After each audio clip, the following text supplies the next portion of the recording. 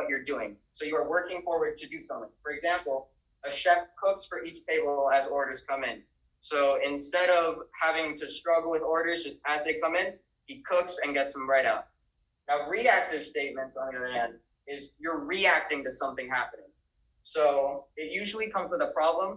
For example, after a break, a chef must rush to finish 3 orders. So the chef took a break, and in reaction to that, now he has to rush and finish 3 orders so that he can get back on track. Does anyone have any questions on that? No? Yeah? Not necessarily. It usually comes with one because you are reacting to something happening.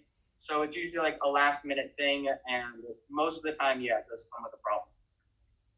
So I have a little assignment that I want you guys to do. I have these cards here. I'm going to pass them out, and the first thing I want you to do with them is determine whether they're a proactive statement or a reactive statement. Then what I want you guys to do is talk amongst each other, and like this is kind of a match. This one talk about a chef cooking. This one talk about a chef cooking. I want you guys to talk to each other and figure out who has your match. And then I'll let you guys read yours aloud on what's your proactive and reactive. Let me just pass these out really quick. And if you have any questions on the statement, I'll be walking around and you can come and ask me.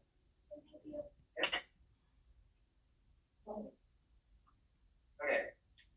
So now, just first determine whether if it's proactive or reactive, and then once everyone does that, I just want you guys to talk to each other. You can get up, walk around, and figure out who has your match. Okay? Okay. So yeah. You guys. So we're gonna let Nathan finish his lesson, but we just wanted to show you a little bit. Thank you, C-Rod. Thank you, Mr. Nieves, for everything that you're doing. Amazing job, little giants in the 6th grade. Hope you guys finish up that lesson of proactive, reactive. Nathan's 15 years old.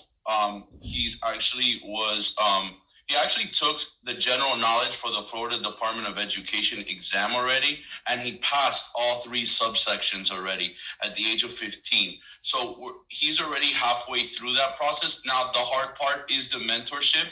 He has his own board in our office, and he's literally writing down his assignments. We have to provide him structure. He's still 15 years old at the end of the day, but he found his passion, I think.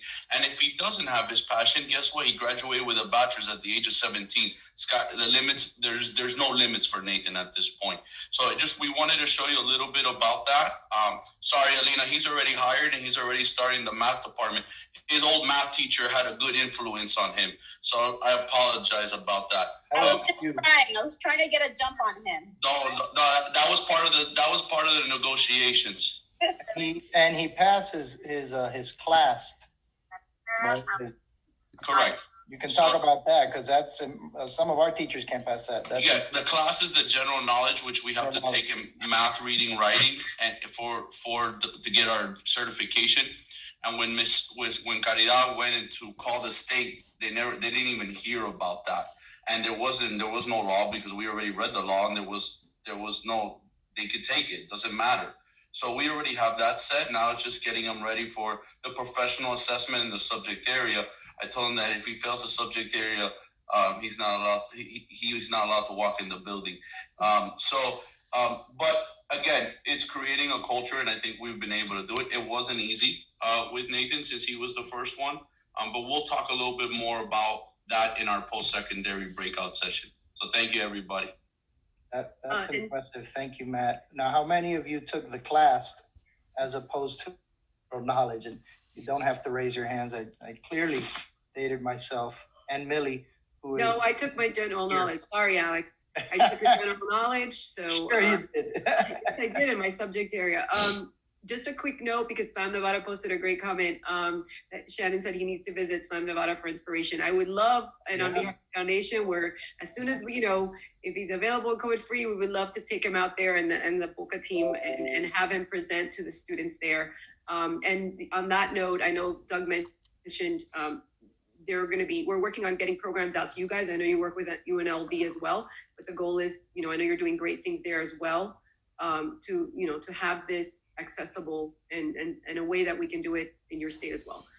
So definitely that's something we're willing to do. And Matt, we're willing to pay for him. So we can set that up.